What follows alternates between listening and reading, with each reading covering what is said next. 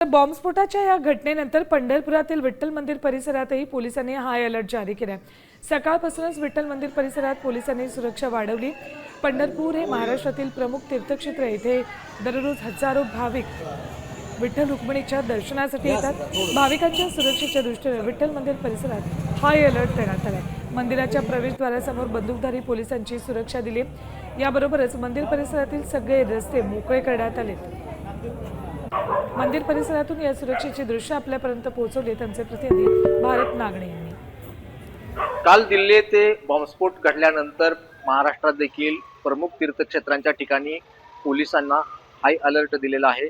पंढरपूर हे राज्यातील प्रमुख तीर्थक्षेत्र आहे। येथे दररोज हजारो भाविक विठ्ठल रुक्मिणीच्या दर्शनासाठी येतात।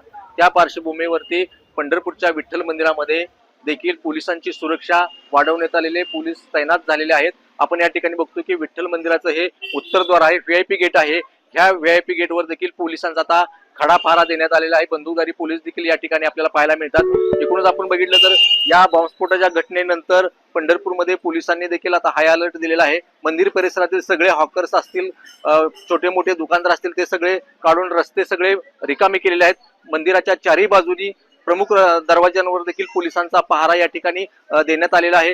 जिल्हा पोलीस प्रमुख अतुल कुलकर्णी यांनी देखील या संदर्भामध्ये पोलिसांना सूचना दिलेल्या आहेत। कोणत्याही परिस्थितीमध्ये भाविकांच्या सुरक्षेला धोका पोहोचू नये अशीच पोलिसांची भूमिका आहे। त्यामुळे पोलिसांनी सगळ्या मंदिर परिसरामध्ये आता हाय अलर्ट दिला असून पोलीस देखील मोठ्या पोलिसांची संख्या देखील या ठिकाणी आता वाढवण्यात आलेली आहे।